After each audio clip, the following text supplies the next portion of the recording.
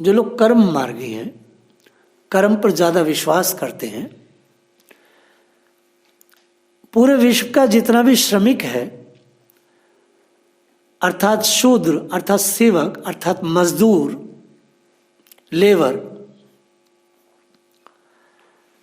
आपने देखा होगा ये बड़े घमंडी होते हैं। कहते भाई मेहनत करते तो 2 रोटी खाते हैं, ऐसा आपने देखा होगा। कई बार आप रिक्शे वाले से, ठेले वाले से देखेंगे, भीख नहीं मांगते भाई, कर्म करते हैं। आचार्य सुखदेव कह रहे हैं, राजन, दक्ष को कर्म मार्ग के अभ्यास से बहुत घमंड हो गया था। इसमें आप केशव का उदाहरण सामने देख सकते हैं।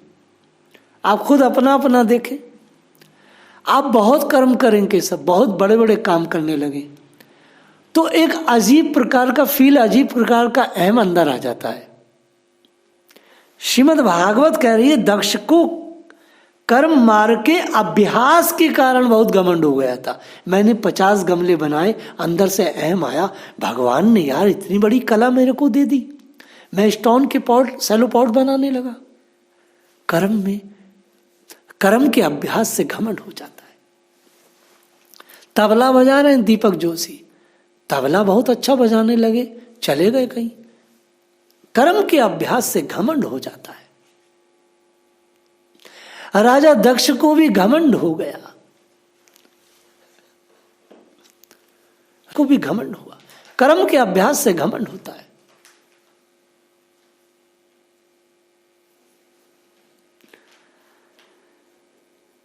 शिवजी से द्वेष करते हुए सती के साथ आए हुए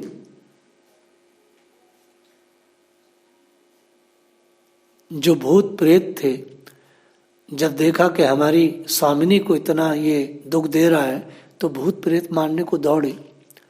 तो सती ने कहा, नहीं नहीं, हमारे पिताजी को मारना मत, मैं खुद ही सजा दूंगी।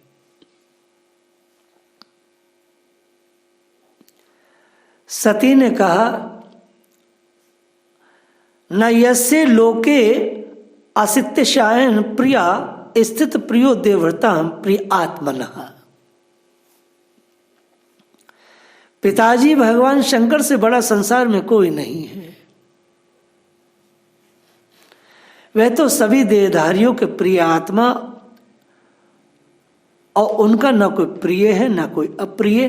वह किसी से बैर नहीं करते। पिताजी आप उनसे बैर कैसे कर रहे हैं? सती को बहुत ही दुख हो रहा था, मेरे पिताजी शिव से कैसे बैर कर सकते हैं। सती ने अपने पिता को 13 श्लोकों का प्रवचन दिया है। कितने श्लोक हैं? 13 श्लोकों में प्रवचन दिया है।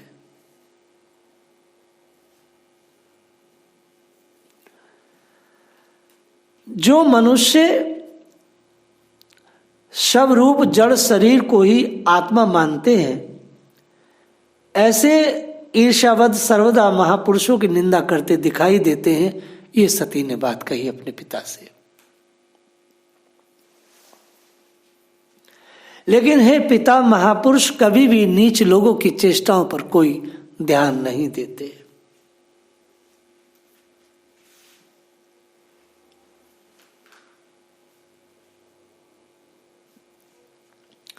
कारण क्या है? महापुरुष तो ध्यान नहीं करते हैं अपने निंदकों का, लेकिन महापुरुष जिस धरती पर अपना चरण विनाश करते हैं पग ऐसे, उनकी चरण धूलि के जो कण हैं, उन कणों में इतनी ताकत होती है कि निंदक को नष्ट कर देते हैं। वो कुछ नहीं कहते उन कणों को। इसकी व्याख्या की है कई आचार्यों ने। उनके चरण कण के स्वरूप क्या है? वास्तव में महापुरुषों के चरण कणों का स्वरूप उनके साधक और उनके पुण्यशाली आत्माएं हैं।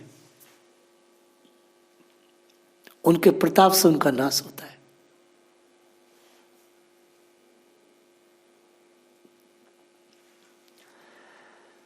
आपने कहा शिव नाम मात्र के शिव हैं, वो तो अशिव हैं। हे पिता, आपके जैसा मूढ़ आदमी ही ऐसी बात शिव जी की नहीं कह सकता है। सती जी ने अपने पिता से कहा।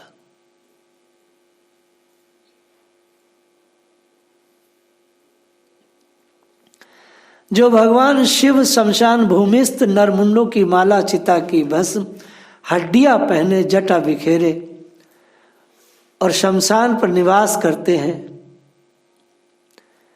हे पिता, ऐसे शिव का सब पूरा संसार ध्यान करता है। उनका स्वरूप अमंगल है लेकिन वो मंगल में है।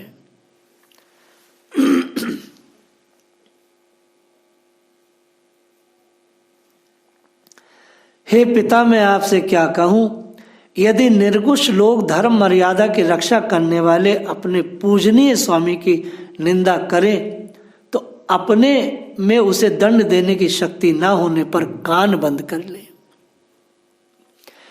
हे पिता, मैंने अपने स्वामी की निंदा को अपने कानों से सुना है, ये जघन्य पाप है। यदि शक्ति हो तो दंड दे। आप मेरे शरीर के पिता हैं, आपको दंड भी मैं दे नहीं सकती, लेकिन हे पिता, मैं अब स्वयं ही अपने को दंड दूंगी।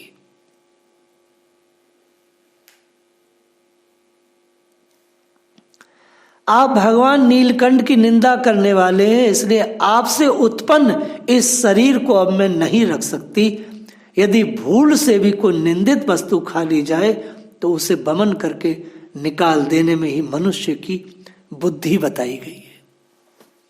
कितनी बड़ी बात है जय किशोरी, सुनने लायक बात है।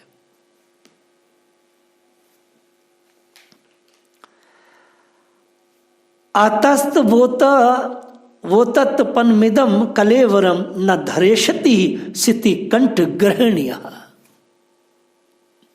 अगर गलती से कोई व्यक्ति कोई गलत चीज खा ले तो बमन करना चाहिए।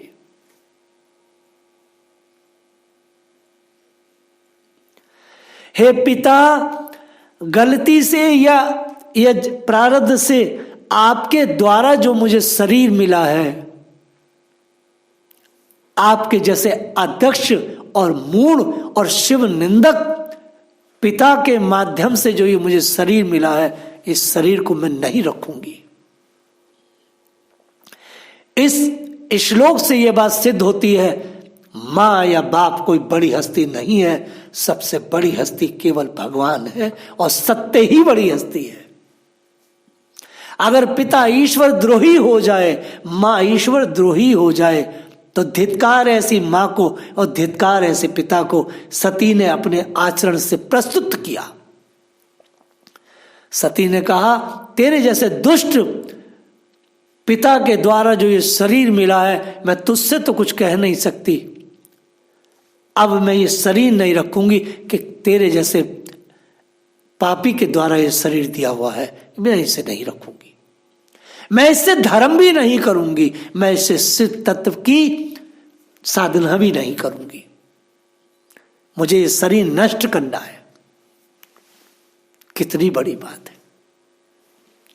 बोले साहब, माँ बाप शरीर देते हैं, वो प्रथम भगवान है। हाँ, अगर है भगवान, अगर ऐसे भगवान के पाने में यदि अवरोध पैदा करें तो ऐसे भगवान को त्याग देना चाहिए। अगर वो कहें कि शरीर तो मेरा है, मेरे ही शरीर से तू इस ईश्वर को पा रहा है तथाकथित, तो अगर ज्यादा गिलानी हो और ईश्वर के ज्यादा निंदक हो तो उस शरीर को ही नष्ट कर दिया जाए।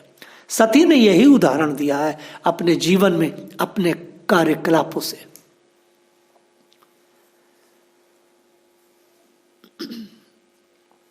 मैं इस शरीर को नहीं रखूंगी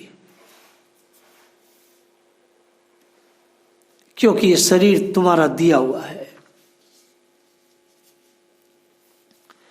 हे पिता, तुमने कहा शिव भिखारी है। अरे मूर्ख पिता, मां वे वद्व्यम पितृ इसमें स्थिता या यज्ञशाला सुधूमवत भी अव्यक्त लिंगा अवधूत सेविता। क्या सुंदर श्लोक है। अव्यक्त लिंगाम अवधूत सेविता। हे पिता, हमारा ऐश्वर्य अव्यक्त है, अव्यक्त है। जब भारद्वाज ऋषि के आश्रम में भगवान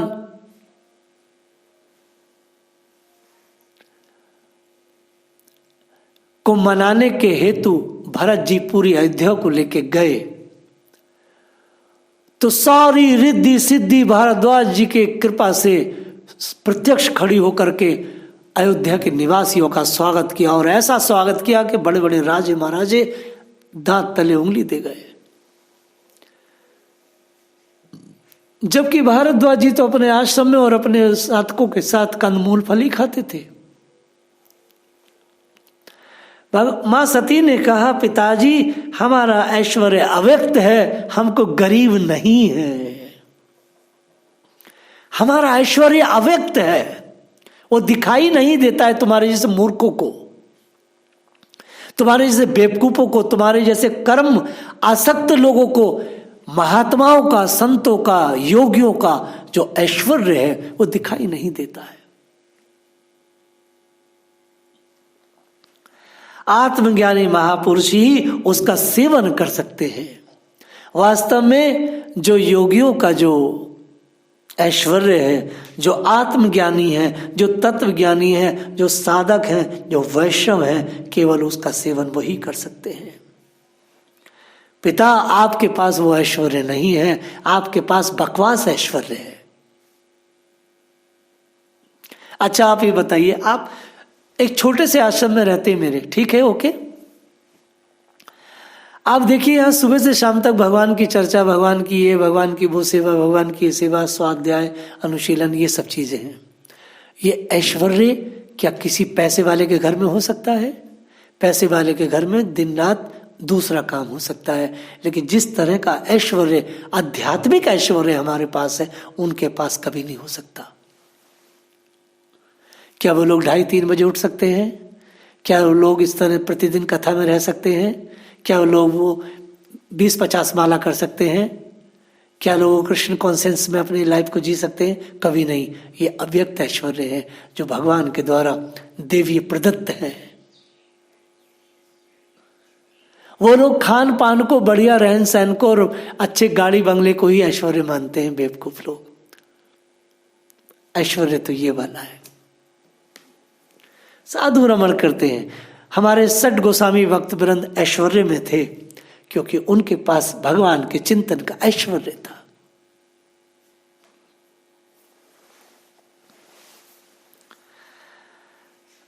यज्ञशालाओं में यज्ञान और तृप्त होकर प्राण पोषण करने वाले कर्मठ लोग उसकी प्रशंसा भी नहीं करते। आप समझिए क्या कह रही है वो। मां सती ने कहा, यज्ञशालाओं में जो अन्न मिलता है, यज्ञशालाओं में जो सट भोजन मिलते हैं, यज्ञशालाओं में जो बढ़िया बढ़िया खान पान और बढ़िया कपड़े मिलते हैं, ऐसे यज्ञशालाओं के बढ़िया भोजन करने वाले लोग कभी हमारे अव्यक्त ऐश्वर्य को न देख सकते हैं, न समझ सकते हैं, न ही उसकी प्रशंसा कर सकते हैं। हरिदास ठाकुर बिहारी जी को सुंदर भोजन 56 भोग करवाते और खुद मधुकरी खाते। तो हरिदास जी के पास ऐश्वर्य है, आध्यात्मिक ऐश्वर्य। लेकिन यार ये बाबा जी तो कुछ खाता नहीं है, तो ये बनाता क्यों है? इसको क्या मजा आता होगा?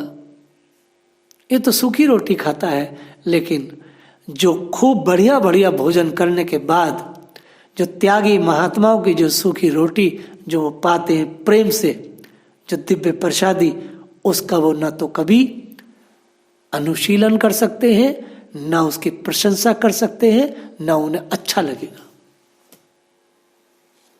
सती ने वही कहा,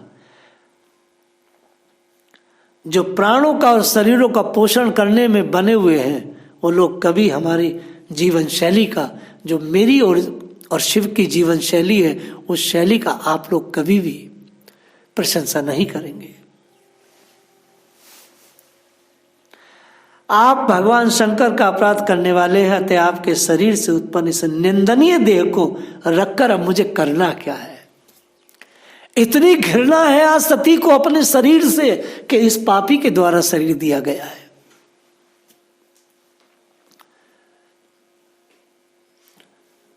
जो महापुरुषों का अपराध करता है उससे होने वाले जन्म को भी धिक्कार है। सती अपने शरीर को धिक्कार कर रही है कि तेरे जैसे पापी के द्वारा शरीर मिला है। जिस समय भगवान शिव आपके साथ मेरा संबंध दिखलाते हुए मुझे हंसी में दक्षिणायणी कहेंगे अर्थात दक्ष कुमारी के नाम से पुकारेंगे, उस समय हंसी को भूलकर मुझे बहुत बड़ी लज्जा आएगी और खेद होगा। इसलिए उससे पहले ही मैं आपके इस अंग से उत्पन्न इस शव तुल्य शरीर को त्याग दूंगी।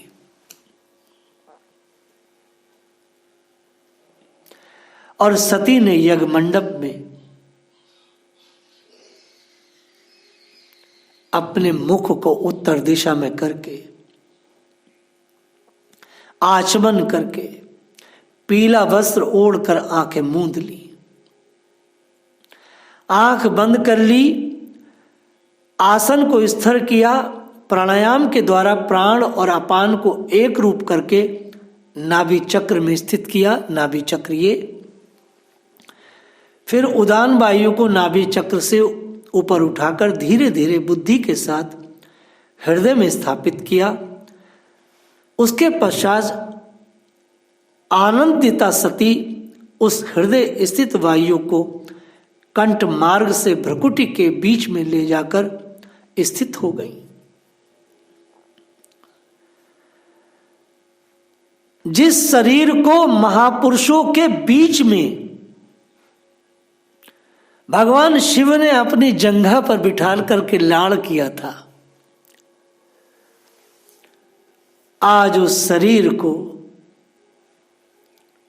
सती दक्ष पर कुपित होकर त्यागने के लिए तैयार है। अपने शरीर में वायु की धारणा को किया और अपने पति भगवान शिव को याद करते हुए उनके चरण कमल मकरंद का चिंतन करते करते सती ने सब कुछ भुला दिया। भगवान के चरणों के अलावा दक्ष कन्या को कुछ भी दिखाई नहीं दे रहा था।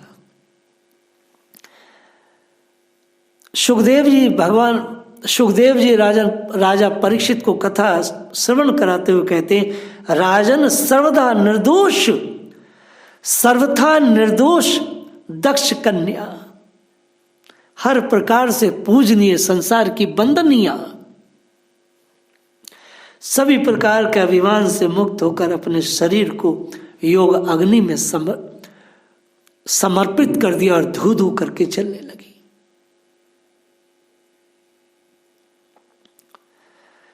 आप देखिए सारा संसार एकदम आश्चर्यचकित हो गया।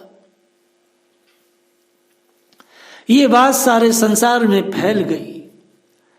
दक्ष के दुर्व्यवहार से कुपित होकर देवादिव्य महादेव की प्रिया सती ने प्राण त्यागे थे। और आप आश्चर्य करेंगे उधर पता क्या हो रहा था। भगवान शिव सनकादि ऋषियों को ब्रह्म ज्ञान का उपदेश दे रहे थे और उधर सती अपने प्राण को जला रही थी। और जिस समय दक्ष की पुत्री शुद्ध हृदया सती ने अपने प्राण को त्यागा तो उस पापी दक्ष ने एक बार भी अपनी बेटी को रोका नहीं, पुत्री रुक जाओ ऐसा भी नहीं कहा। केशव, अभिमान से जब व्यक्ति भरता है तो उसकी दया नष्ट हो जाती है शरीर से। सती की बस एक ही बात गजब की है। वास्तव में दक्ष अहसाईशुण, ब्राह्मण द्रोही और हर प्रकार से शंकर द्रोही था। उस मूर्ख ने अपनी पुत्री को रोका तक नहीं जब प्राण दिए। झूठे से भी रोक लेता, रोका नहीं। माता सती का जब एक ही चीज है कि मैं पिता तुझे को दंड तो नहीं दे सकती, लेकिन शास्त्र कहता है अगर स्वामी की निंदा सुने तो दंड दे, तो आज मैं दंड स्वयं दूंगी अपने को, क्योंकि तेरे जैसे शिवद्रोही का के द्वारा मुझे शरीर मिला है, इस शरीर को मैं नहीं रखूंगी। इस चैप्टर इस बात को सिद्ध करता है कि सब अगर माता पिता भी जो सबसे बड़े अधिकारी हैं, शरीर दिया है, अगर वो भी भगवान के प्रति अवरोध पैदा करें, निंदक हो जाए, तो उनको भी त्याग देना चाहिए। जय श्री राधे।